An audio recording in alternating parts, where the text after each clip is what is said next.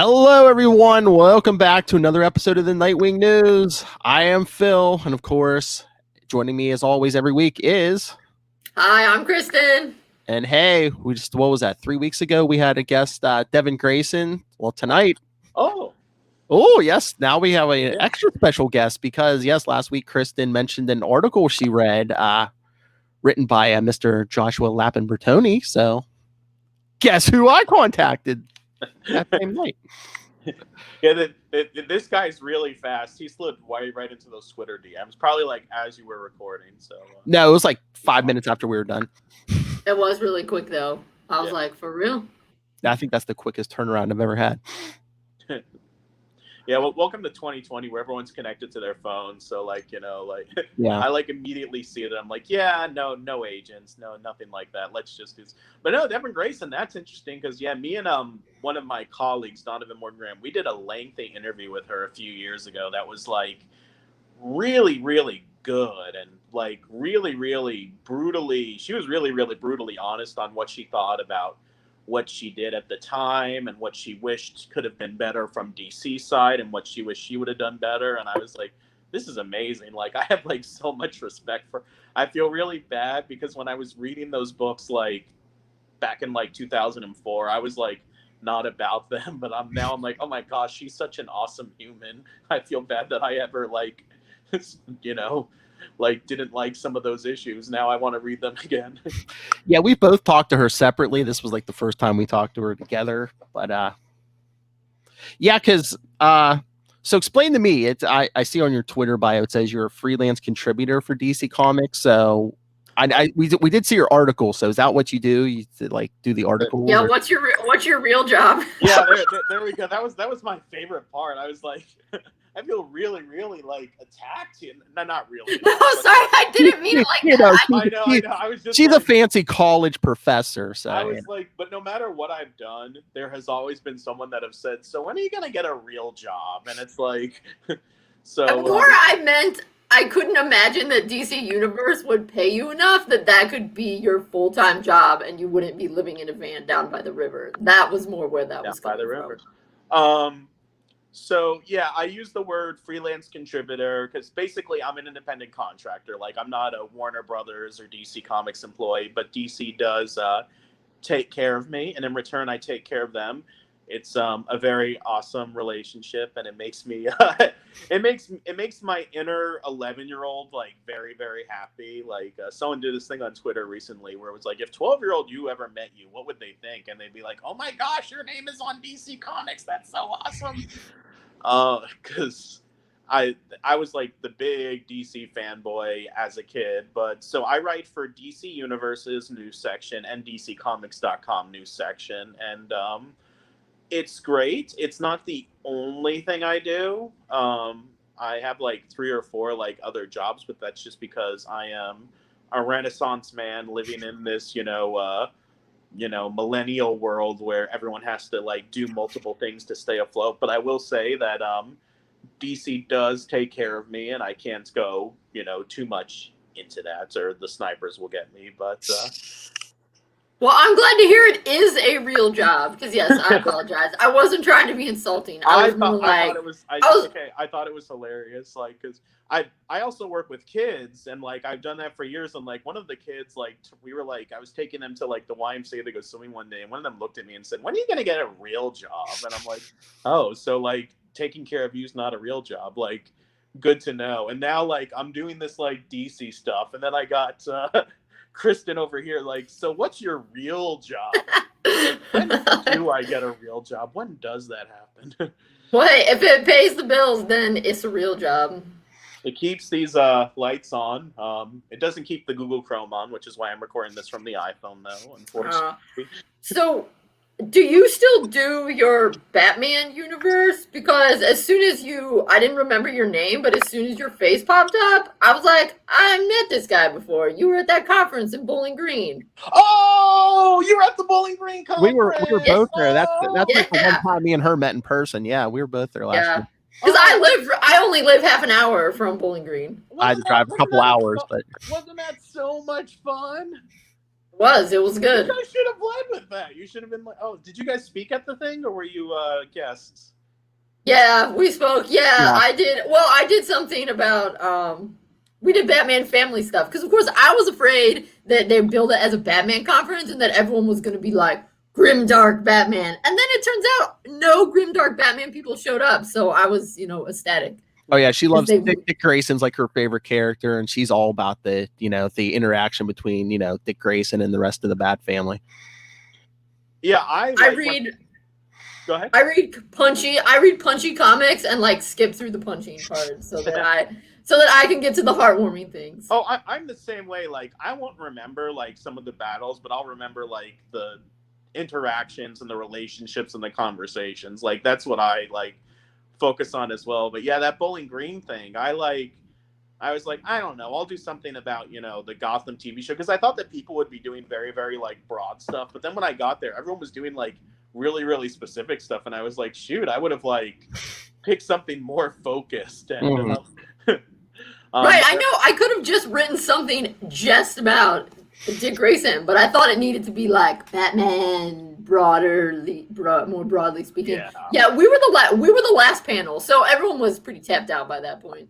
I mean, honestly, I was kind of tapped out by that point. You do seem familiar, but yeah, I remember like that weekend was so much. Was it a weekend or a weekend? I don't know. It felt like a weekend, but like I think it was a Friday, Saturday. So like, yeah, there was that whole panel, and like, Josh, I'm kind of familiar with you because I've listened to you on a few old podcasts. I've listened to every episode of Clone Saga Chronicles, and I'm trying to work my way through every episode of the Spider-Man Crawl Space. I think I just got the 2014. I think you just left the show.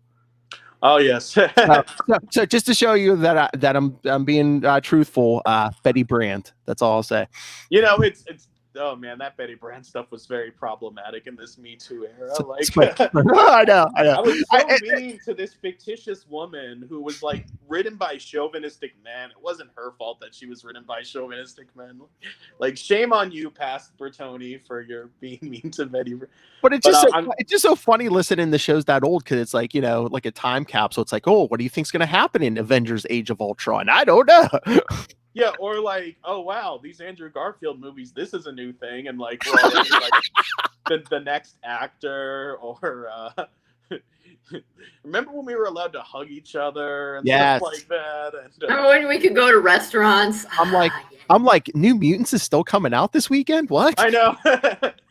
we're gonna listen to this in like 6 years, and it's like on our way to see New Mutants finally, and it's supposedly this Friday. We'll see if something happens. But it's funny because when I put the clip up of you saying that you listened to me on Spider-Man podcast, John Wilson said to me, he's like, you listen to classics. And I said, you don't know which two Spider-Man podcasts you're talking about. Because I was on a lot. Because you said Donovan. I'm like, hey, I know Donovan from the show. Yeah. I got off the phone with Donovan like right before I like set the computer up. I said, well, I'm going to set my computer up and like make, shave a little bit for this thing. So he says, yeah, he was at Bowling Green too. I'm so glad that they did that last year, because if they would have done it this year and it would have been canceled for the pandemic, it would have broken my heart, because I was looking forward to that so much. And I just wish it had been longer, that we would have more time to like kind of take it in and explore the college and stuff like that. Stella from Batgirl the Oracle podcast, she went with us and did a presentation, and I had Ben, who's my little convention assistant correspondent intern. He was with us for the first day, and Carolyn Coca, who's really good person to have on like stuff like this. She was there as well, and it's just people from Batman on Film that we knew, and other Batman universe people. So, see, Kristen, he has a real job. He has an intern. Come on. Yeah. Yes. I stand corrected. He can pay his bills. It's real. I will tell my intern that you said that like he is my validation for the fact that my job is real. So do you guys still do Batman universe, or did you like get sucked up into DC? Oh, now she's like, it's a real job, but do you still do it? well, Batman, that's separate from DC. But it's funny because this whole like Bowling Green, Spider-Man Crawl Space, Betty Brant, that all started with the whole do you still do Batman Universe question? Now we've gone full circle. Not all the time, but like I'm still in their staff group, and I still occasionally I'll give them like, an editorial or something. I've been busy, but Dustin is somebody who I would not be where I was. Dustin Fritchell, who's the Batman universe editor, he's someone who I would not be in the position I'd be in today if it wasn't for the platform that he gave me and the way that he helped me grow as a podcaster and as a comic book journalist, and stuff like that. So other sites that I've left behind or that I'm not doing anymore, like because I'm busy, Dustin's not one of them. I mean, he'll say, well, what do you mean I'm not one of them? When's the last time you given me something? But like I don't feel like leaving Batman Universe behind completely just because like, I'll like if there's an issue that needs to be reviewed that no one's reviewed, like sometimes I'll do the young adult graphic novels when no one does them because I like to give TBU something, when I can here and there. And it's just a while between the times that I do them because of time. So usually it's like instead of like a monthly review or like a weekly podcast, we still have to do a final episode of the Gotham Chronicle podcast because that like we were doing that like by the time that the last season had started, I was already doing my DC Universe stuff and my other stuff. So like I barely had time to cover Gotham's last season. So it like that show kind of ended at the appropriate time. That's basically what got me into podcasting was, well, one, Gotham, and then the other Flash was the other show that like got me into podcasting. Yeah. Well, and I was saying to Don and a few other people, like if Gotham hadn't been canceled like then, it would be in trouble now because that show was like, not to get too controversial, like there was a lot of police brutality on that show. Where like Gordon will like torture people on the table, and like someone will be like, "Can he do that?" And he'll be like, "This is my play." Like, oh yeah, between the police brutality and just like Alfred's like slapping Selena and stuff. That's a joke. Me and Lil still talk about that. It's like he's like slapping kids and stuff. And I never watched it. I loved that show, but it got like bananas. Oh yeah, because it was supposed to be like Jim Gordon police procedural, but they're like, oh no, we need a kid Bruce Wayne. We need to bring in all the rogues now. It's a Batman prequel that like couldn't help itself but to like do everything that like a prequel was like not supposed to get to. Oh yeah, it was supposed to be Jim Gordon. Then like what? Already by the first season, Penguin was like stealing the show. Robin Lord Taylor is like so awesome. I hope he's on, and he's like one of those celebrities that whenever I meet him, he always hugs me, and I'm like, oh my gosh. And now and if I saw him now, he wouldn't be able to hug me because of the pandemic, I'm realizing. But like when you're at these conventions, you have those celebrities who are kind of like, standoffish or whatever. They're tired because they talk to like, 50 of you, 100 of you a day, and they're in and out of junkets. They're doing different things, but like Robin Lord Taylor, he always had the energy, and he always knew how to like make people feel special, which I loved. But I know I wanted to ask you, like we were talking about your Jason Todd article last week. Yeah. Do you come to them with that? You're like, hey, I got a Jason Todd article, or do they come to you and be like, hey, we got because what is that? The Death in the Family animated, it's coming out soon, so they're like, do they come to you and say, hey, we need a Jason Todd article? Or so it's both. We send, and I say we, because there's a few people on the freelance team. There's, Kat, I hope I'm saying her last name correctly, like Calamara. I talk to her almost every day. I should ask her, am I pronouncing your last name correctly? Alex Jaff, Donovan Morgan-Grant, Kyle Dotson, and, people that kind of rotate in and out. And we'll email the editors, hey, we have an idea for this article based on this thing or this thing. And sometimes the editor will say, yeah, I like that, but maybe if you do this angle or that one. And occasionally the editors will email us based on what our strengths are and say, oh, I have this idea for an article. And I remember this. I'm in a different time zone than Mike because I'm over in Tampa, Florida. My editor's in Burbank, California. So I don't know what time it was for him, but it was like late at night. I'm having a burger at like this place because it's Florida, and Florida people are stupid about restaurants. So I wore a mask and I socially distanced, but I went to get a burger, and like it's late. You're a Florida man. Uh-oh. I know. So they pretend that there's no pandemic here, and it's really weird. But I mean, I guess I went to get that burger, so I can't say much. I wore a mask. I socially distanced. But anyway, my editor emailed me, and the subject line is article idea, and then I opened the email, and it's like 10 times, because originally it was 10 times, but then he got it down to 5. He's like, actually, it'll be funnier if it's 5, because then it's quality over quantity. He said 5 times we wanted to kill Jason Todd before the Joker crowbarred him. And I was like, oh, so he told you to write that. He asked me, and I say yes because I like saying yes. And he gives me a lot of freedom. He didn't say use this one, use this one, use this one. And I didn't want to do what I call low-hanging through, because it would have been easy to be like, oh, when he disobeyed Batman and and pushed the rapist and off the balcony, yeah, or in Death in the Family when he got the that's too easy. That's I'm just gonna have fun with this. Let me and I knew that I had to mention the Cousin Oliver haircuts and stuff like that. And then as soon as you said the line, Dick Grayson is a national treasure, I was like, Phil, this guy's our kind of guy. He's like, you have to read this before we record. Because he is a national treasure. Yeah. But I do think that was a good way to approach that article, was you could definitely tell that you were being funny. That it wasn't, because that's not really a very nice topic. To be like, yeah, all these times we should have killed this kid. Yeah, one of the writers, when I told him what I was doing, he said, all the times that we wanted to brutalize a child, and I'm like, I mean, I guess. Exactly. That's why you had to write it as a joke, because.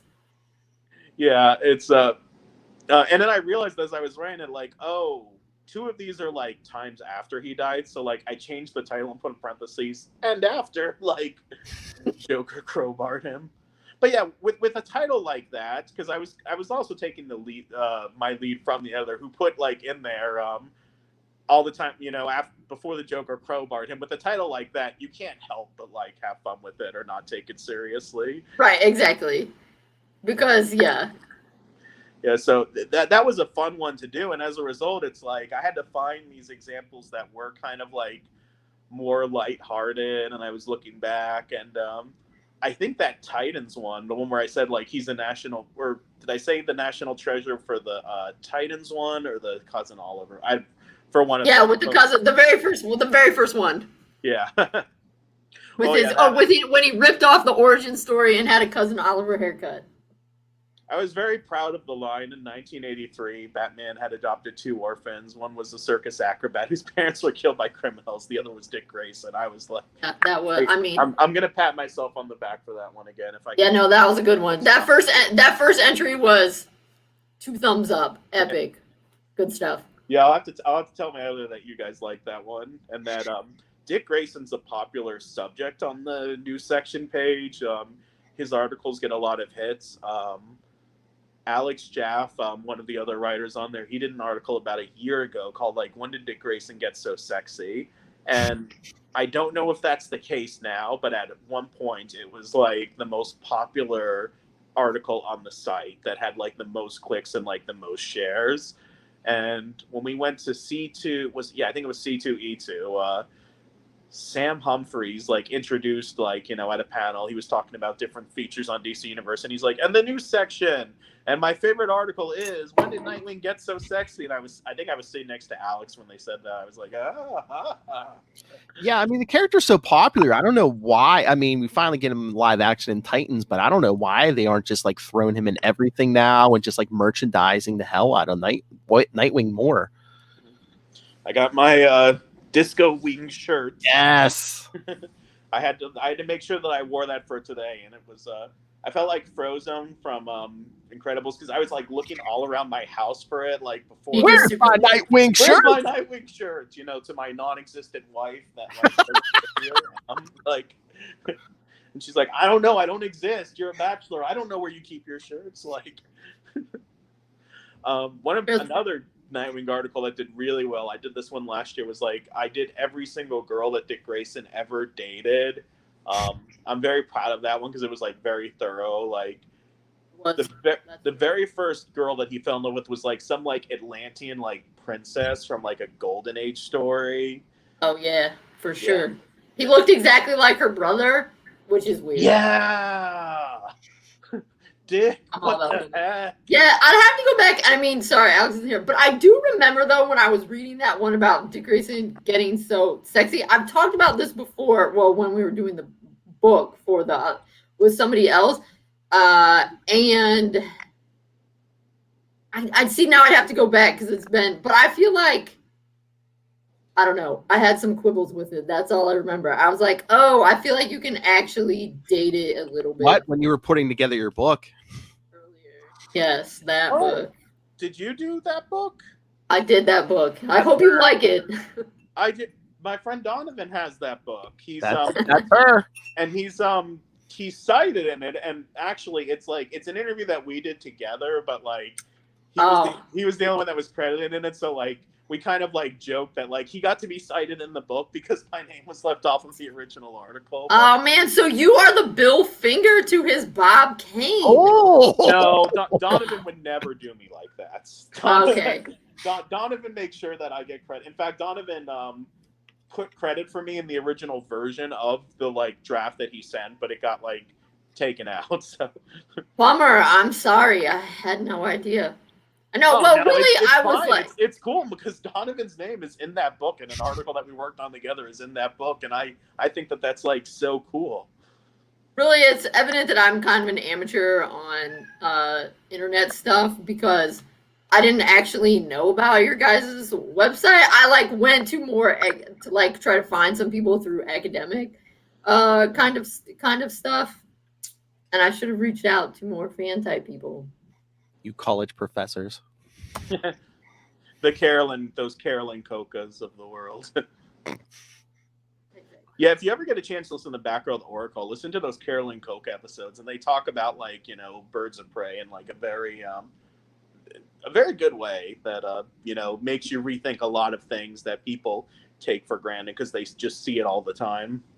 I listened to like the first episode or two. My problem is I try to listen to like 50 million podcasts. You're one of those guys. Yeah. Like all about comics. I listen to 0 podcasts. I don't even listen to this one that I'm on. Hey, I listened to a million. That's how I learned. That's how I heard Spider Jeopardy. Okay. Oh yeah, Spider Jeopardy. Yeah, I had a lot of fun. I thought Michael Bailey was going to kill you that one time. Yeah, we're friends now, but I don't think I made the greatest first impression on him. I can be a little insufferable. I'll be the first to admit that. I mean, it was entertaining, but I was like, ooh, that'd be awkward. It was entertaining, but yeah, no, him and I. In fact, we finally met in person a few years ago at Dragon Con. I like showed up to one of his panels and I like wore a mask, and he was like looking at me like, and he's like, "Is that Josh?" Like, wait, what happened? Oh, so I didn't tell Michael Bailey, who like I've known for years, and at this point, like we were friends. Like, you know, we were internet friends during that crawl space thing, but internet friends where he was like, I can't stand this guy, but like he's in all the social, like meaning Bailey couldn't stand me. Like really can't stand this guy, but we're in the same social group, so I'm gonna tolerate him. And then, you know, I kind of wormed my way into his heart, and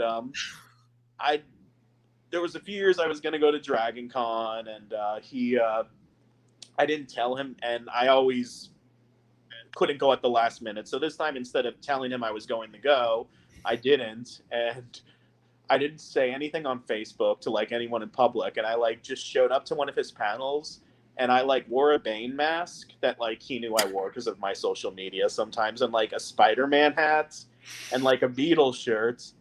And he was like looking at me like from the thing, and then like he posted something on Facebook like, I'm hosting my panel, and I like commented on, oh, I wish I could be there. And then he's like, and he realized like by the end of the panel that it was me, and he's like, I'm just gonna wait for him to make the first move. And wait, which one's? Where's the Dragon Con one? I know that name. Atlanta.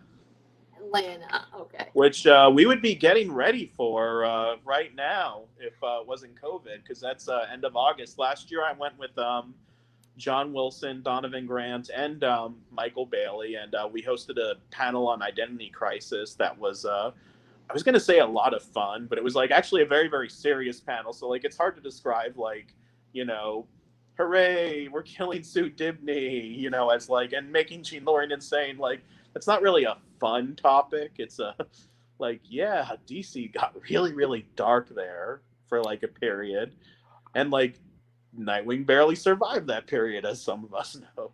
Oh, Infinite Crisis? Well, Infinite Crisis came after Identity, but it was like around that same kind of era where like poor Dick couldn't catch a break, because that was like there was that storyline where his apartment building's like blown up, Haley Circus blows up, him and Barbara break up. He gets into that weird relationship with Tarantula. He joins the Mafia. Yeah, that was the Devin Grayson era. Yeah. Gets raped. Then he's working with Deathstroke. Yeah, it was a dark time. Yeah. The name was like Renegade or something. It was an interesting and then they were gonna kill him, and he got saved at the last minute by someone convinced somebody not to do it. Yeah. I heard stories. I don't know if they're true. Like people were like, if was it the Dido? Yeah, when he'd like go to the airport and the guy like handling his bags would be like, "Okay, I'll give you your luggage, but you gotta promise not to kill Nightwing." Okay. Well, according to the like info at the back of one of the trade paperbacks of Infinite Crisis, Jeff Johns was like, "We can't kill Nightwing. It's too big of a deal." Yeah, like everyone like fought against it, and the funny thing was like that interview that's cited in your book that Donovan and I did with Devin Grayson. Like she says, I knew how he felt about that he wanted to kill Nightwing because Dan DiDio made that known. She says something like he made his opinion on that known countless times, and I'm thinking like, how does it come up organically? Like would she just be like pitching stories and Dan DiDio be like, I want to kill Nightwing, by the way, like. So I'm thinking of doing this with a character I'm writing. Oh, by the way, I want to kill that guy. I don't know. I thought I heard. I thought it was just he had a problem with some of those legacy characters like Dick Grayson and Wally West. Like he was just. Well, he thought they were useless because he thought you're not. Why do we make Dick Grayson? We have Drake, and I can't speak for him. Funny enough, like I'm looking at my little webcam thing, and over my shoulder there's a picture of me, Donovan, and Ben by the DC Bullets, and Dan DiDio actually took that picture. We were at one of the DC press breakfasts, and I was like, "Oh, let's get a picture in front of the Bullets," and we were like looking for like someone to like take the picture. So I see Dan DiDio. I'm like, "Oh, Dan DiDio, can you take the picture?" And he's just like, "Yeah, sure." Like and like afterwards, Don's like, "Why did you ask Dan DiDio to do that?" I was like, he was nearby. He could hold a camera. It's like an old joke. It's like, "Hey, Dan, can we get a picture?" "Oh, yeah, sure." Here, you hand him the camera. Here, take the picture. Oh, maybe he wanted to be in, and I didn't realize that. But every time that picture comes up, Don will like bring up to me. He's like, "You had Dan DiDio take that." I'm like, "Oh yeah, I did." You need to write that on the bag for whoever Yeah. Whoever inherits that picture. Oh, hey, before we get to the issue we were going to talk about, were you involved in any way in DC Fandome this weekend? So I wasn't like in the fandom, but I was participating in that. I sat through the 8 hours. I say sat through. That makes it sound like it was like a doctor's appointment or something. Like sat through. Like no, it was awesome. Like you don't like. And I wrote up a recap of it that's on the DC Universe news page right now, and I just read it earlier today, in fact. Oh yes, and I got ready the Red Hood announcement for like when that was going to drop, because sometimes there's embargoed information that's sent over, but it's like don't release this until X time at X thing, and but I wasn't doing any like thing within fandom itself, but I was doing things in reaction to it. So yeah, we're gonna get I'm excited about the Titans actually going to Gotham because I like seeing Bat people together, and even it's not like they're gonna like bump into Alfred and Tim Drake on every corner, but it's still cool. They're in the world of Gotham, and Barbara's gonna be there, and I kind of like Barbara being police commissioner because it puts her in like a nice, strong role. Like she was that in the Lego Batman movie and in Batman Beyond, and I think there's been a few other adaptations that have done the police commissioner route. So and do you think they'll try to bring Tim in, or are we getting too many characters? Maybe not this soon. It would be. Does he know and can't tell us? I don't know. It's like it's. I honestly don't know. There's like the Red Hood thing was like not a total surprise to me when I got the email, but like it's I don't know what's going to be in the episodes. It would be cool to see Tim, but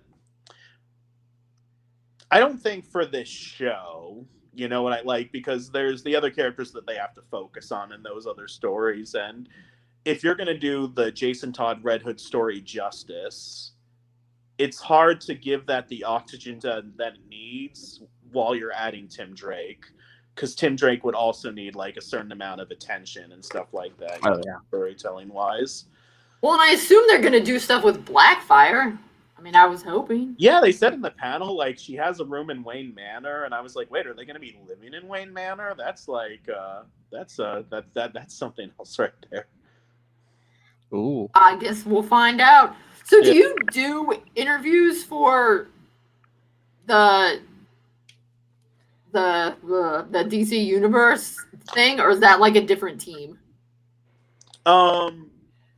I do interviews, like lots of different people do. Now, sometimes it'll be a case where, you know, I'll get an interview on my own. Like, for example, at Dragon Con, I did a bunch of interviews, and like we rolled those out over like the last year. Like, I'm like, hey, I had this Roy Thomas thing, you know, this will be good to post now because of Stargirl and the JSA. So like that, and then I interviewed, like, I'll interview the cast of the TV shows, like, at the conventions, and sometimes they'll roll those out at once in one article or something or the other. And sometimes publicists will, like, if they're gearing up for, like, something big, they'll have you, you know, do, they call them a phoner, like I hope I'm not, like, Josh-splaining to you guys right now. Like, no. What a phoner is.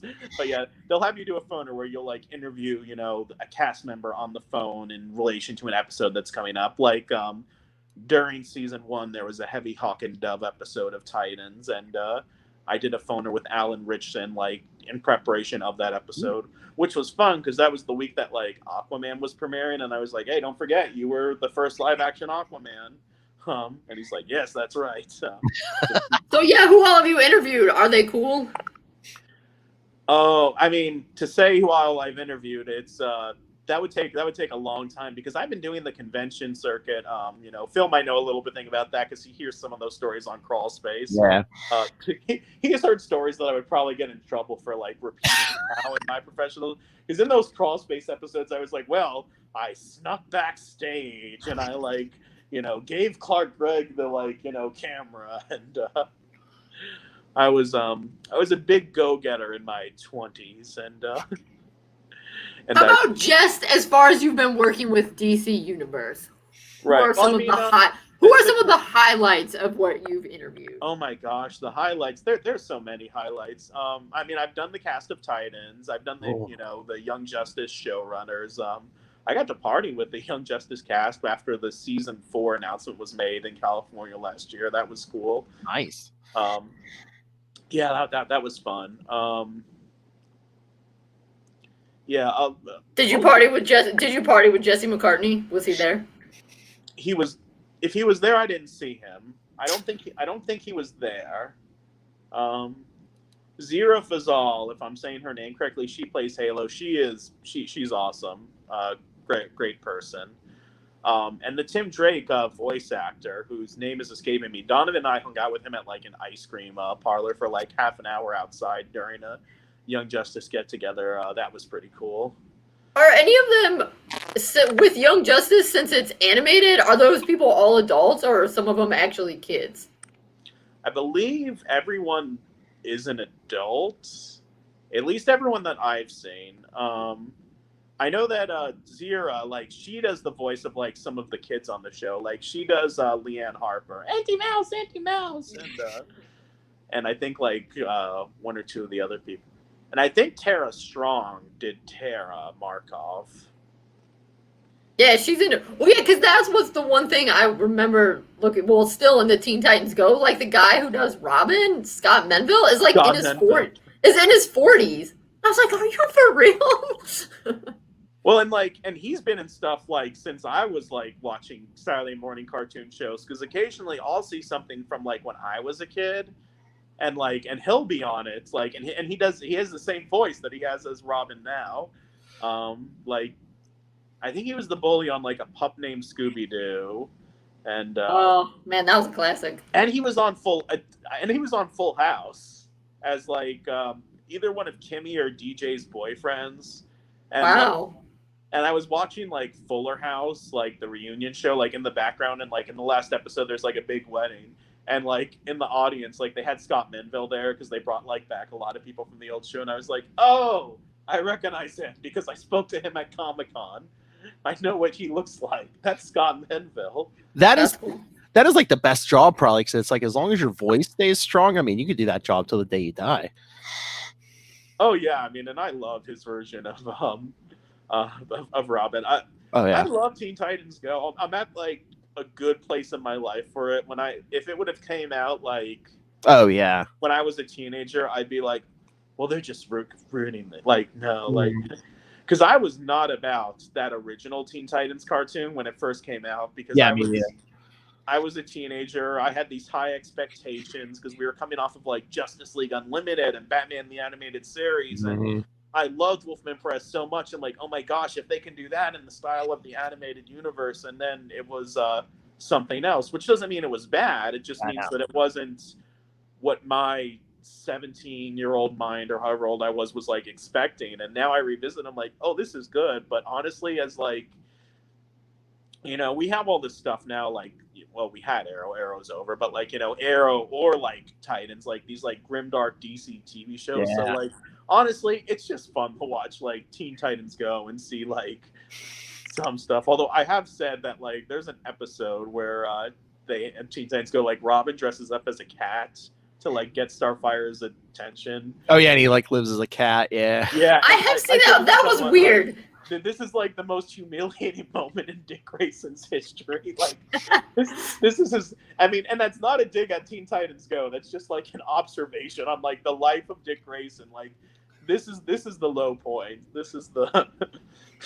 Or like in the like current light, it's like there's so many episodes where they say he has little hands. I'm like, man, they're trumping him. It's like, oh, you got such little hands. But they were doing that joke on him. Oh, I know. Before like the 2016 election. Oh. Maybe that's where the person who started it got it. I know. This has all been an extended, like, can you imagine if Trump, because we're recording this on the night of the RNC, he like comes up to accept the nomination and he talks and he sounds like Scott Menville, like. No, that would be the low point of Dick Grayson's life. I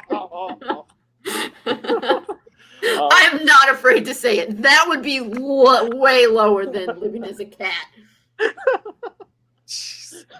All right. Donovan actually had like this before I got on. Like I was talking to Donovan, he's like, "Yeah, like don't accidentally call into the RNC instead." And I said, "Yeah, wouldn't it be funny if like I'm thinking I'm on this Nightwing show and I'm actually calling into the RNC somehow, and I'm giving this like speech about the life of Dick Grayson, and everyone thinks I'm talking about Trump." I'm like, you know. And because of like this legal loophole, now Dick Grayson is like the Republican nominee for president. No, he would never. He'll save the party. Like, there you go. No. First, he's not old enough. First, we need Dick Grayson back. I mean, yeah, we got Rick Grayson, but Dick Grayson's coming soon. Yeah. I love Josh. Is like I know stuff. I can't say stuff. Oh no, I don't. Oh, okay. I honestly don't. Like, I mean, did you hear anything? I guess are we getting Tim back as Robin, and they're doing something else with Damian? I thought I heard something maybe after. So I say I don't know a lot. Like, read the Teen Titans Annual that comes out tomorrow. That will answer part of one question, but I mean, as of like, I really don't know a lot of what's going on down. But like. I tell people this like a few times that like people think that DC is like Dunder Mifflin, where like, you know, if you watch The Office, it's just all this like one big bullpen where like, yeah, you know, like, you know, you turn around and like there's Jim Lee telling everyone what's going to be in the book or something, but it's like there's so many different departments with so many different moving parts, and I'm an independent contractor, so I'm like so low on the like information chain that like sometimes people find out like information like. When they like announce like a new show is coming or a new book is coming, a lot of times I find out when everyone else does. I'm like, oh, this is cool. Like, huh? Apparently, I'm like, I hope I can get paid to write about this one because this one looks interesting or like something like that. So apparently you like Phil read other comics. So is Nightwing Dick Grayson, is he your first favorite, or like do you not play favorites? What's your deal? Yeah, I don't know if I play favorites in the sense that like I have like an island of favorites, and Dick Grayson is on that island with a lot of the Batman family members and some of my Marvel guys. So but I mean, I follow as much stuff as I can. I'm reading more old comics now than like I ever did, because a lot of the times when I'm doing these articles, I'll either reread these like older books like to brush up on them for research, or I'll read an old book that's new to me because I want to brush up on this character. Like when Swamp Thing was coming out and I was going to write like the Easter eggs for it, I read like Swamp Thing's entire history in a month, and this is a true story. So like by the time that I finished like his like last series, and I just spent like a month like living in Swamp Thing's world, everything from the 70s, I'm like, wow, what a journey. I log on to Twitter and I see Swamp Thing canceled. No. Oh, okay, Kristen, you have no idea because this is Marvel, but I have to tell Josh. A couple weeks ago, I was on my friend's podcast. We were talking to Howard Mackey and Terry Kavanaugh. So I was like, at the end, I was like, Terry, I'm like, I cannot let you go. This has been bugging me for decades. I'm like, tell me, who is Facade? He says, I don't remember. So you'll never get the answer because he's like, I don't remember. And there's like a Dan Slott book, like this was oh yeah, where he mentions the mystery. Yeah, it's like a two-parter where like Spider-Man, he has to like stop a bomb from going off or something. Like he has to like relive, and like you see like a montage of Spider-Man doing different stuff throughout the day. But like the clock is ticking, and he's fighting Facade. He's like, "Before I kill you, Spider-Man, I'm telling you at last, my real name is." And Spider-Man like interrupts him. He's like, "I don't care. I have no time for this right now." But yeah, Kristen, it was like a big murder mystery. It was somebody in a suit of armor, and he had like a bunch of suspects. So I got to ask the writer finally, and he was like, it was like in the 90s. So he's like, I don't remember who it was. And it was like one of the last, if not the last, stories before the Clone Saga. Oh yeah, I love the Spider-Man. I think it was the last story before the Clone Saga. Yeah, because I think if you're reading like Who is Facade, there's like subplot pages of like Ben Reilly in the shadows, like like coming to New York or something like that. So, and I never got why was Ben Reilly wearing Peter Parker's high school ring. I'm like, did he steal the ring when he left town that first time? There was an explanation for that. I don't remember where I read it. It might have been a Marvel source book or a trade, but like somebody somewhere explained how he got that. Huh. Maybe they were dating. I don't remember what the explanation was, but I remember that like there was one given and it made sense. Well, he'd be an egomaniac if he was dating his own clone, Kristen. Oh. That would be weird. Yeah. That would be weird. Yeah. All right, enough Marvel on this DC podcast. That's right. Get that. I know I have enough shows I can talk Marvel on. Okay. I mean, a lot of these DC guys are Marvel guys too. Like, like Nightwing's co-creator, like Marv Wolfman and George Perez, like they both have like great stuff. Like so. Okay, I don't know if you guys to reread Josh, but did you get a chance to reread this one? I did right before. He did his homework. Yep. I did, and I remember reading that when it came out, but like I couldn't have, like I remembered the ending more so than I remembered the beginning, because like this was part of that mini series where we're relaunching Outsiders and it's going to be Batman. We're going to have some of the same members and some new ones, so let's do a mini series, to like kind of pad it out. Where there's the 20% thing. I might have to get a charger sooner or later. I mean, yeah, it was that weird era of Outsiders where it's like, Dick started this new team of Outsiders, which was cool. But then it's like after Infinite Crisis, wasn't the original plan they were going to kill Dick off, and it was supposed to be Jason in that Nightwing suit. So it's like all of a sudden they're just like, yeah, it's still Dick. It's still Dick. Then they turned Jason into a giant slug. Yes. Wait, so yes, you know about this too? I mean, I guess, sorry that I'm evidently doubting you, but like, how do you guys all know this? Like, what did because I must admit, so I Internet. I can't remember. I watched the like I was Jason interested in a giant slug. You don't forget it. You don't forget. No. Sorry, no. That I know. I guess what I'm about how they were talking about. Yes, the extended thing is I left comics for a long time. Like I liked Batman the animated series, and then I had to like move on with my life. Apparently, I'm sorry, there was medieval history to study, Phil. I was very busy. And then it wasn't until partway through my grad program when the medieval history was rotting my brain, and I needed something to distract me that I got back in to comics. And so it's really only been about 10 years. So a lot of this stuff because my dad thankfully was collecting them, so I could just grab it and read it. So yes, I don't know, but Phil's been telling me. So yeah, how do you know? Did some like memo go out or whatever that when we have that Jason as a slug and Dick having sex with that woman who I totally thought was Barbara because she had red hair, and then it was like Cheyenne. I was like, oh. Like, how do you guys know that was supposed to be Jason? Like, where did you hear that? That was a thing that happened. I can't remember where I heard it. It was maybe the internet. I mean, was Wizard Magazine still out at that time? I think it's like fandom osmosis, where like everyone just kind of like knows. I think like rumors had leaked and creators like. I don't know if anyone has ever come out and like actually said this was the plan, but I think enough people have like kind of understand it. So I mean, maybe we've all been wrong this whole time. And immediately after Infinite Crisis, I mean, Dick was acting very Jason-esque in certain. I mean, like in Outsiders, I mean, he's like threatening Superman with like kryptonite and stuff. It's like, okay, that doesn't sound like Dick Grayson.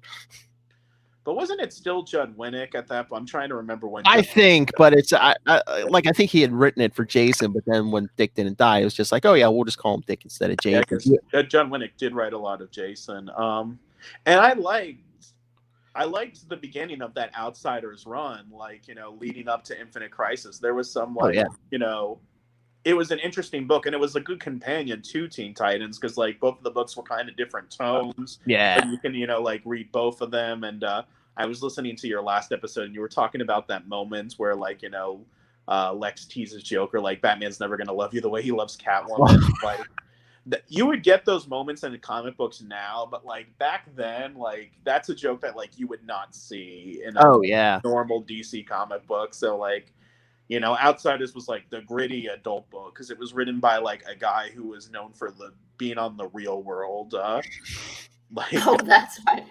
Okay, so I guess this is just the historian teacher me, because every time Phil tells me that, I'm like, Phil, I need a footnote for this story that Jason was supposed to be. Like, where are your sources, Phil? I need to back this up. This is my medieval history. Okay? And in fairness, Jason was only a slug for like 2 pages, but that's still 2 pages too many.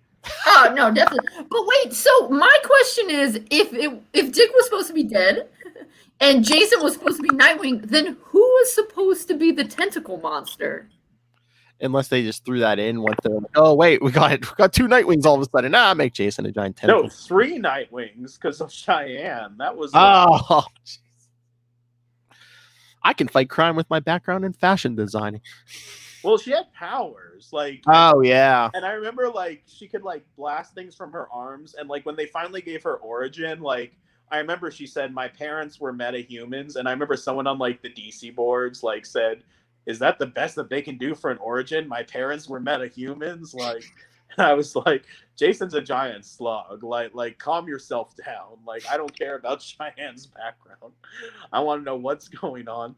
And that was like over in Robin at the same time. Cassandra Cain was like maniacally evil. It was it was an interesting time. And then, crazy. But yeah, this was like towards the end of Dick's run with the Outsiders. And then that's fine. But that's funny that you said you remembered it for the end, because when you were having computer problems, I reminded Phil. I was like, so since it's Dick's 80th year, I was gonna have us read 80 comment. I was like, Phil, we should read our 80 favorites. And then I came up with a list that was more than 80. And I was like, Phil, how about I come up with 80 and you come up with 80? And so we'll read more than that. So I'm pretty sure this was one that I put on. And I was like, Phil, I put this on for this page at the end. him and Because Bat. this is my catnip, my kryptonite, whatever. Bruce and Dick being all. But no, I want to ask Josh. Captain Boomerang Jr. Was that like the weirdest like character? Because he's the son of the original Captain Boomerang, and then like in Flash, he like Captain Boomerang time travels, like sleeps with a speedster, and all of a sudden he has a son with like super speed. Yeah, I don't know what his origin like, because I remember he was in Identity Crisis where like he sees that he has super speed, so like there's the whole okay, who's his mother? And I wasn't reading Flash, so I didn't know the. Yeah, I did read Flash, and it almost seemed like they kind of like they're like, oh, his mother's a speedster, so they kind of had it. They kind of like shoved it in. And I remember I remember him being in Outsiders, and like Tim being kind of like weirded out that like Dick was hanging out with like the son of his father's killer, which like yes, I kind of thought Tim was being too hard on him because it's like okay, but he didn't kill your father, his father did, but in fairness, if somebody heaven forbid killed my father, I probably wouldn't want to be around their son either. But like, I almost feel bad for Captain Boomerang Jr. because like everyone's like giving him stuff about his father, but I love that point in the issue where he's like, I'm nothing like my father, and Dick's like, you're wearing his costume and using his motif, like exactly. I was also telling Phil I like that spot. It reminds me of the memes that have started where Dick says, "Is this really how you wanted to end, Boomer?" I was like, "Okay, Boomer." Yeah, everyone always called him Boomer, which is like really funny. It almost like has aged the comic in a way. Well, male kangaroos are also called boomers, so there you go. I know, but like if you go around calling someone a boomer now, like right, yes, no, it's true. In the year 2020, because people will listen to this in the future the way that you're listening to the Crawl Space episodes now. I'm gonna see this like video. I'm gonna be like, oh wow, I had hair back then. It's like, what's a Rick Grayson? Yeah. I know. We'll talk about Rick Grayson the way that we talk about like Slug Jason Todd, except Slug Jason Todd was like a few pages, and Rick Grayson has been on endless agony. It's been years. It's been years. Yeah. He was already Rick Grayson when we were at Bowling Green, because I remember talking with some people, and they were like, "Oh, Rick Grayson, am I right?" And I was like, "Yes." Yeah, I remember writing about that first arc because we used to have this thing called Bat Fan Fridays on DC Universe, and then we would like do a rundown of what was going on in each week of the Bat books. And I remember writing about Rick Grayson like then in like 2018, but it was like the end of oh my god, so it has been 2 years because we're almost at 2020. Poor Dick. I know. Happy 80th birthday, Dick. Good news, your memories are back, but now you're the Joker's son now, not Batman's son. Well, I guess he's getting his full memory back sometime in Joker War. So I thought his full memory was back, but he was like remembering 2 lives. Yeah, he was remembering 2 lives, and then the Joker had to get in there too. So now since Joker messed with the crystal, I think he only has one set of memories that are the Joker memories. Yeah. I don't know. Let's just suffice it to say he's messed up, and it will have to be fixed through comic book science. He'll be fine. And the very polarizing new character Punchline. It seems like people either love her or hate her. There seems like there's no middle ground. I mean, I'm very neutral. It's like this is a character. Yeah, I don't say I have zero thoughts about her. Yeah. I'm a one-trick pony. I read things with Dick Grayson in them. I kind of like her, but then it's like, she was like beating Barbara in a fight and all this, and it seemed like she got the upper hand on, Nightwing. And I was just like, wait a minute, she just showed up like she was a college student. She showed up 5 minutes ago. It's like, how was she like beating all these like seasoned bad characters? That's like everyone in comic books. Like in Teen Titans, like in the Bronze Age, like you could be like a college student and like find like a costume, and like Robin would like let you in there. Like that whole Tara betraying them thing, like they had that coming to them because Dick Grayson had no screening process like at all. Like it's because he's a nice, welcoming guy. Jeez, he was nice boy.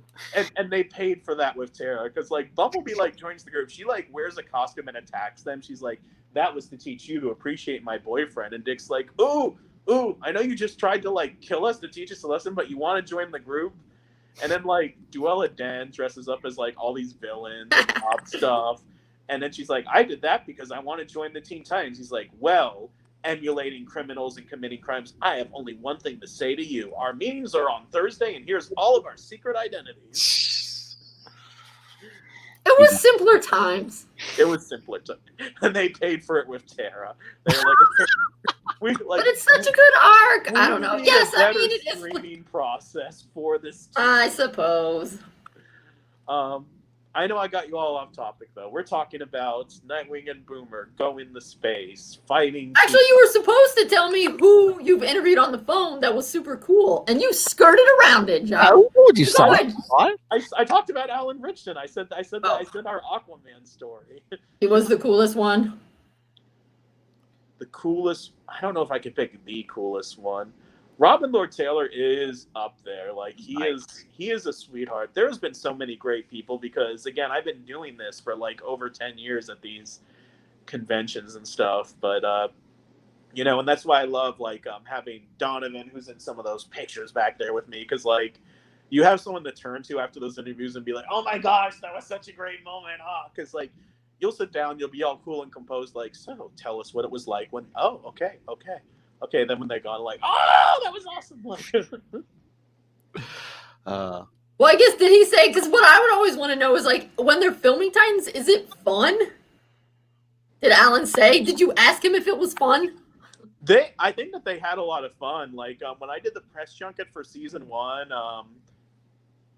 they were very high energy. I think Tegan, I think, is the girl that does Raven. She was very friendly, and I said to Anna Duop, if I'm pronouncing her name correctly, I was like, New Teen Titans was like some of my foundation of my fandom growing up, and like I loved it. And now I'm sitting here talking to Starfire, and she like gave me this look like, oh my gosh, I'm so emotionally touched. But maybe in her head she was like thinking, how fast can security get over here? Like.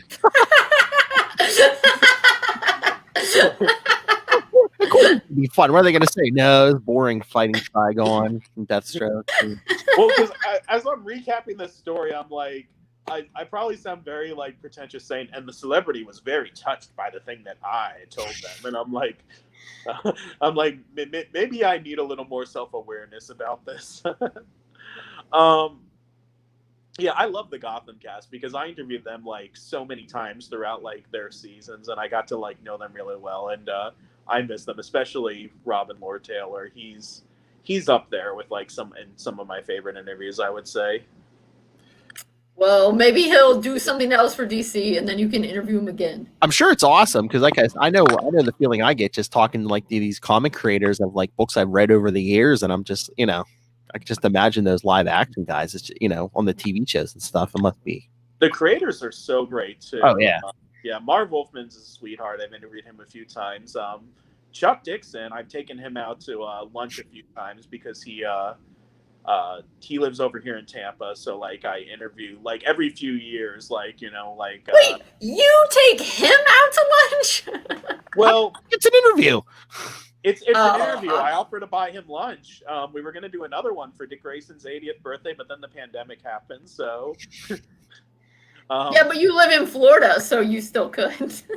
We could, but I don't want to give Chuck Dixon COVID. Does Chuck Dixon believe in COVID?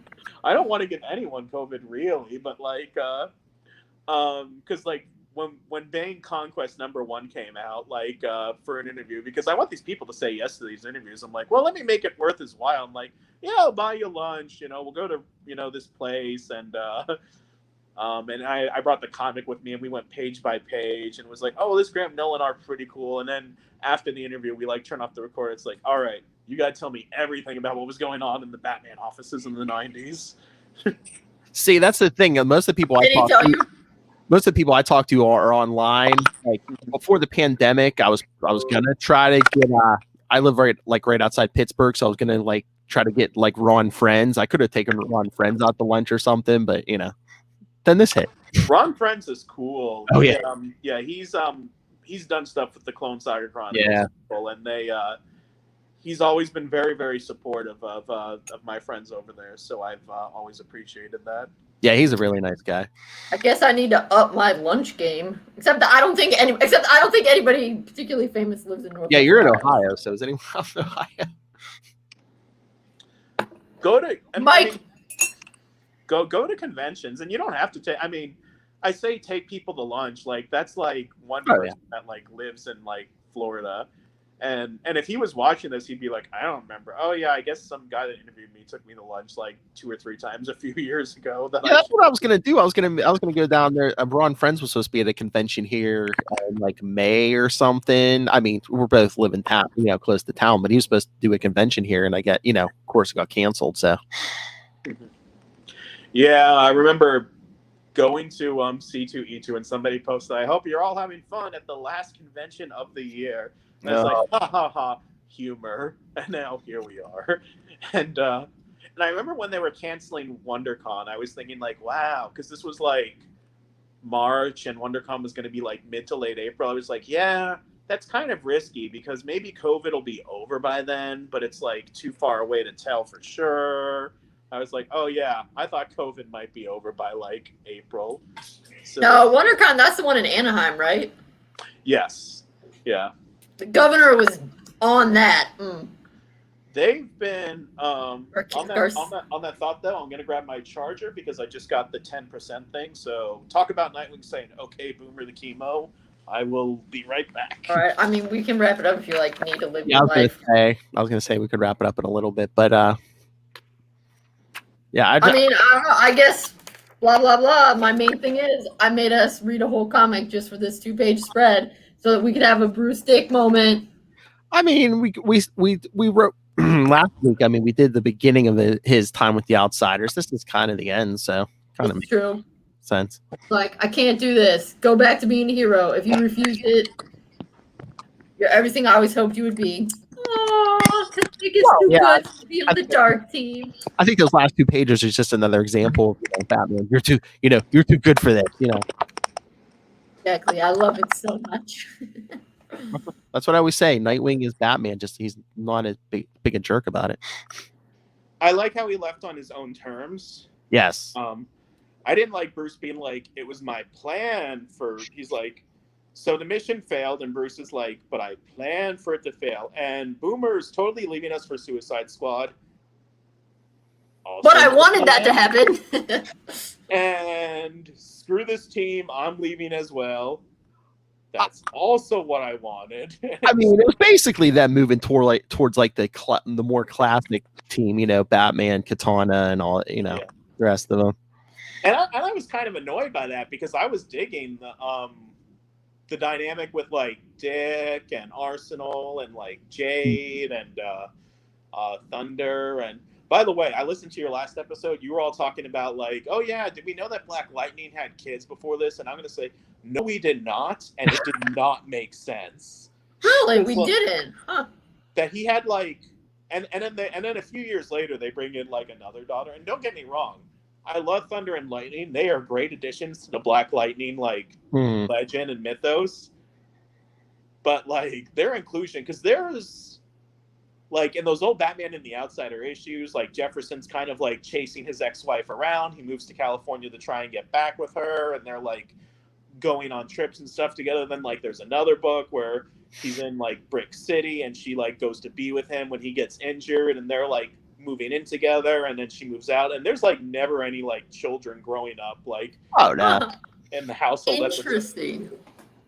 I mean, they add something to the story, so I'm not going to say how dare they do that, but like when you guys were saying last week, oh yeah, did Jefferson have kids? I was going to be, no, he did not, and it did not make sense. Was that like a Judd Wittick thing? So was that him writing Green Arrow when I think they brought in Black Lightning? Was it his niece or something? I think it was Black Lightning had a niece, and I think Oliver slept with her, and then she died.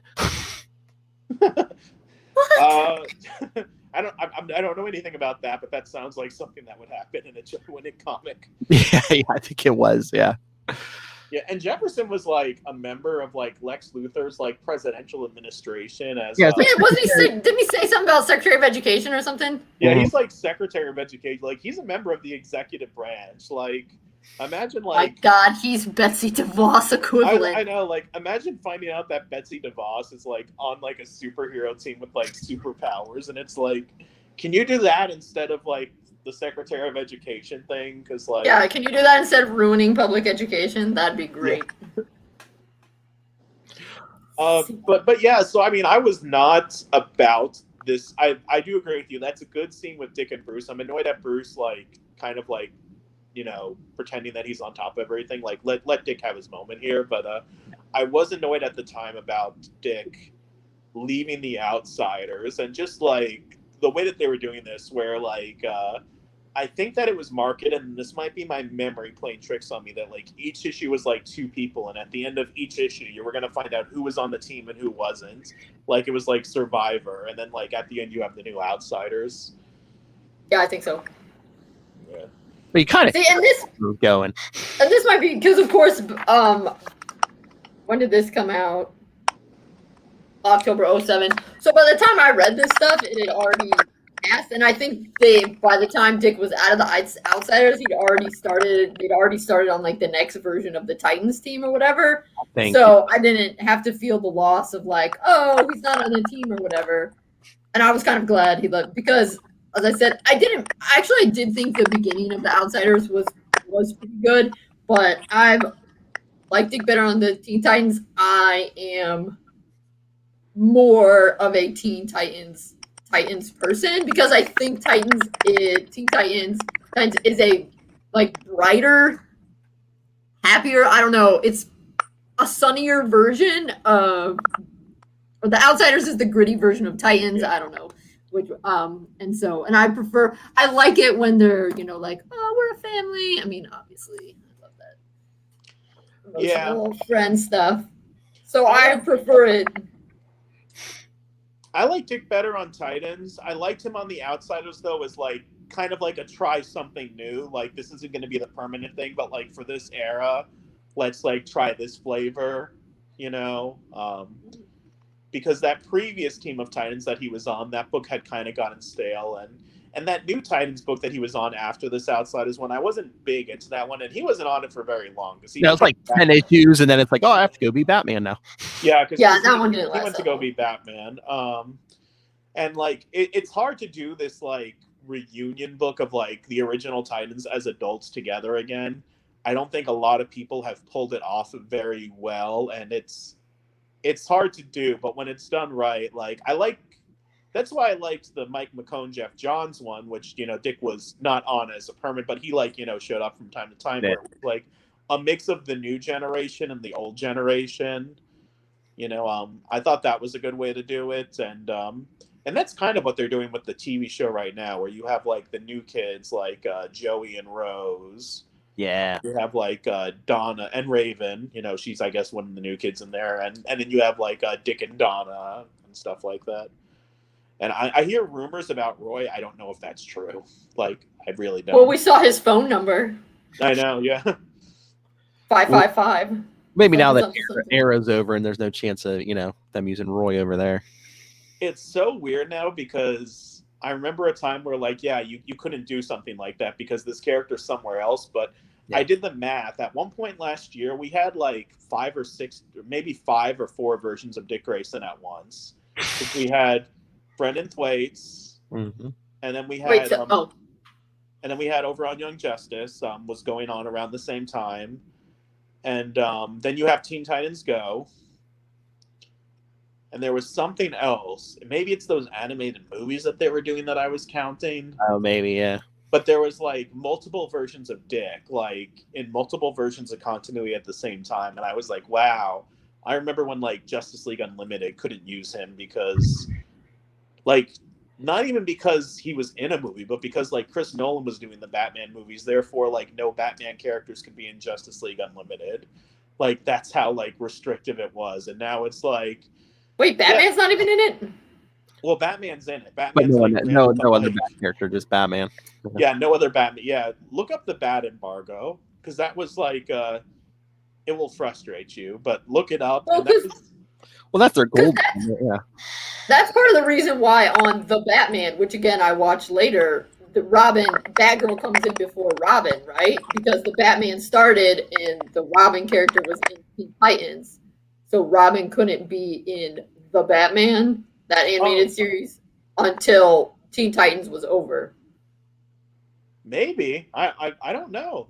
That's I remember when they announced Batgirl was coming, a bunch of fans were like, "Hooray, Cassandra Cain!" And then it was like, why do you all think they're doing Cassandra Cain first in this series? Exactly. And they were like, she'd be such a good fit for this series, and she would, but it wasn't her. All right, I was going to wrap this up. Josh, thank you for joining us. You're always welcome here. Talk Dick Grayson. I can send you the list if you ever want to come back. Like, we have the rest of the year planned out. And please send an invitation to Dawn. And I feel bad because I was trying to do so much that we barely did her book. I'm sorry. You're good. That's why we only picked one issue. I talked about what I wanted. It had... She literally just wanted those last 2 pages. It had Dick and Bruce having a moment. That's what I'm here for. Always. Yeah, I'll send you our list for the rest of the year if you ever want to come back. Or like I said, please extend an invitation to Dawn of Interstella because I know they're huge DC fans. Oh yeah, they would probably love to do it. If you have Stella on, you should do a Dick and Babs like shipper issue. I know some towards the end of the year what's that, Grayson issue 12 when he gets back to Gotham, and I know I think Barbara's in that one along with. Yeah, do you have Birds of Prey number 8? That's a Nightwing. We already did it. Yeah.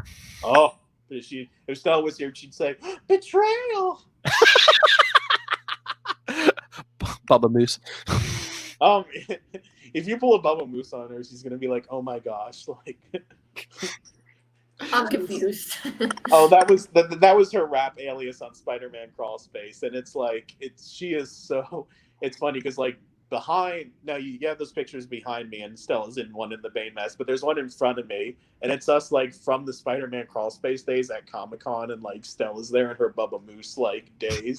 It's like 2011, and we're at like the Hard Rock Cafe, which is like now closed, and now Stella looks completely different. She looks like a character from like a post-apocalyptic movie because like her hair is shorter and it's like partially dyed now, like, and I'm looking at this picture of her from like when she was like, you know, a teacher at her like school, and now like she's seen things and like, you know, she's not a teacher anymore.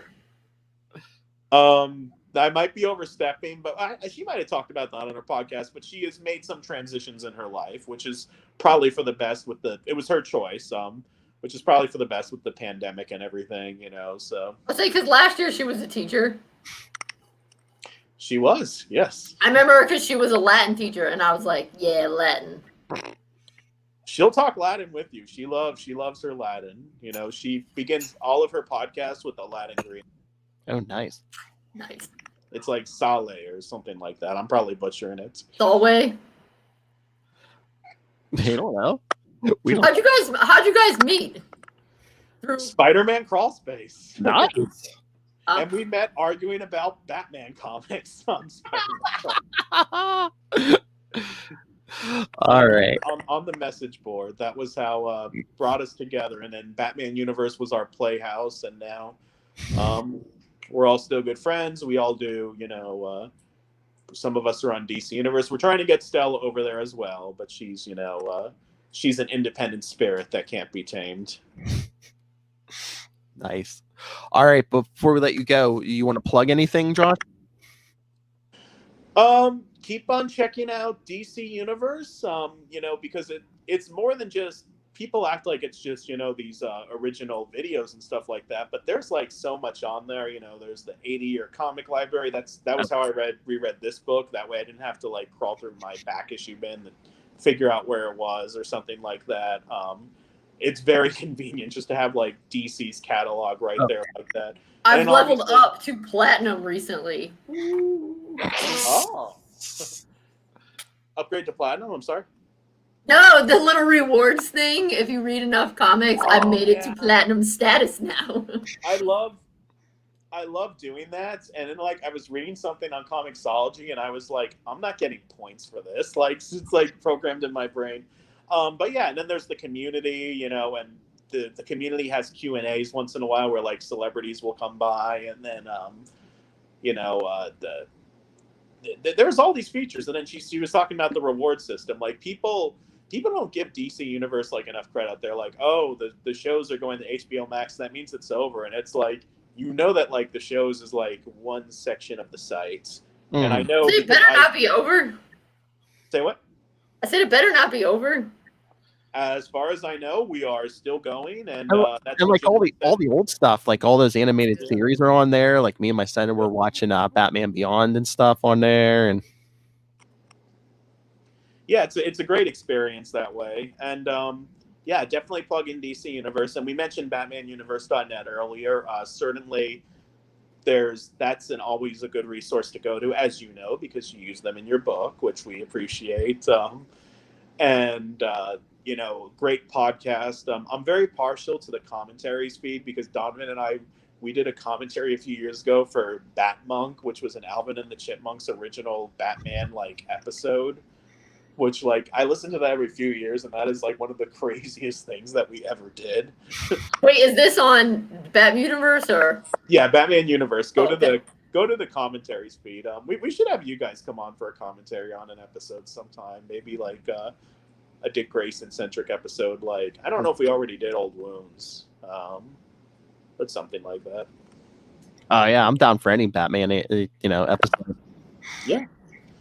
Yeah, well, we'll make it happen. I have to invite you guys to my house since I was a guest in yours, and then you can give me a taste of my own medicine by being off topic for like over an hour and not letting me talk about the actual. Oh no, I think we probably did more diverting off course than you did. No, it was fun. It was, yeah.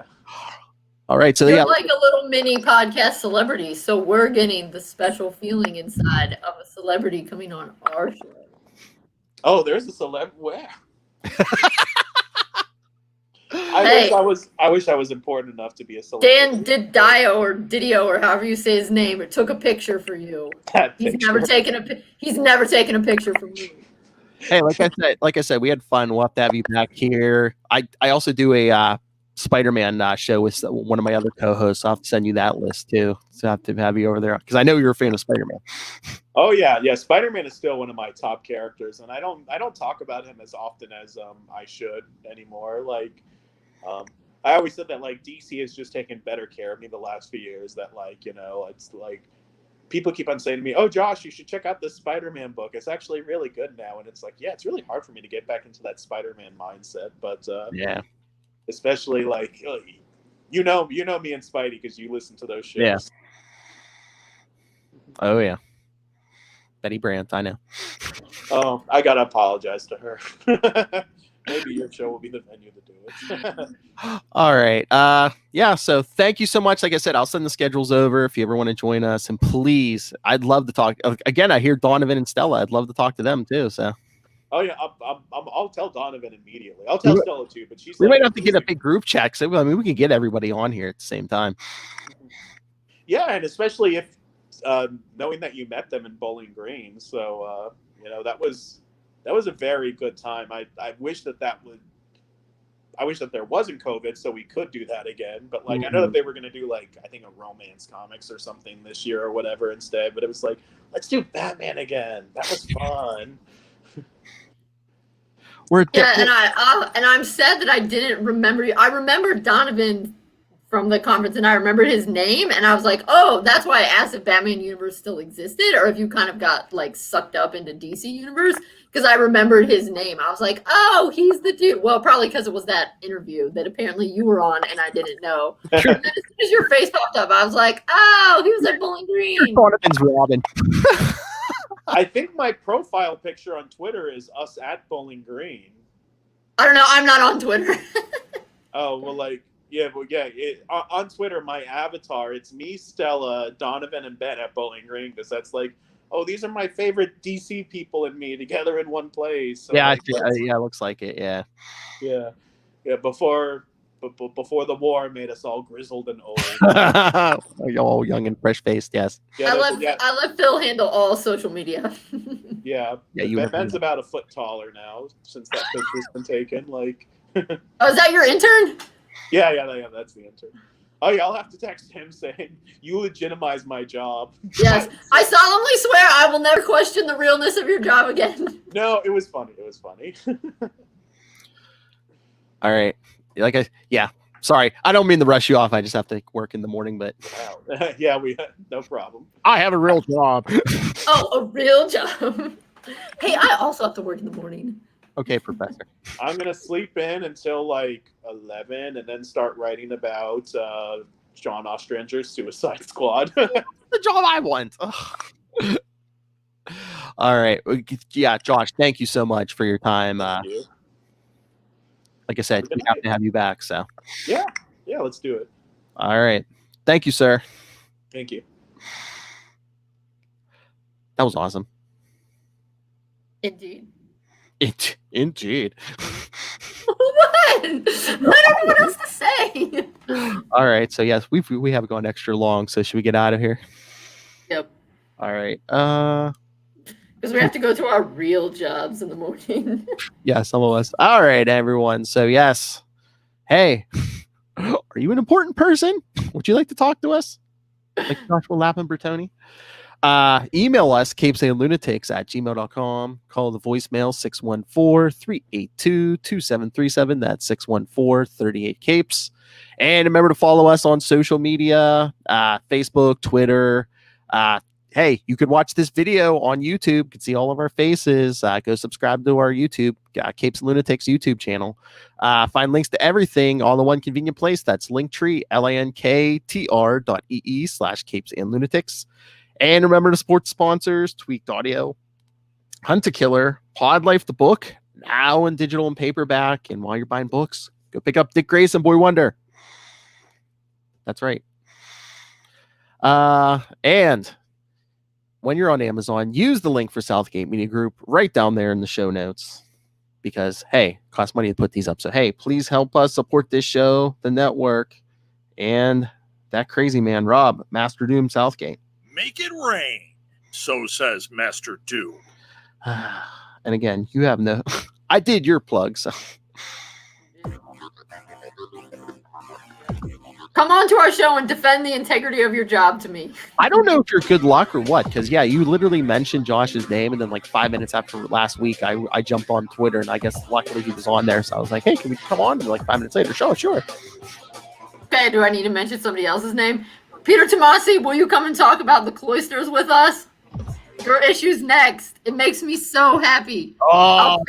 I'll fangirl all for an hour. Oh, thanks for putting the cloisters in. Yay, medieval history. Woo! Please respond to Phil's message. Phil, please message him. I will try. Yeah, that's usually where I talk to get most of my interviews from is Twitter. So,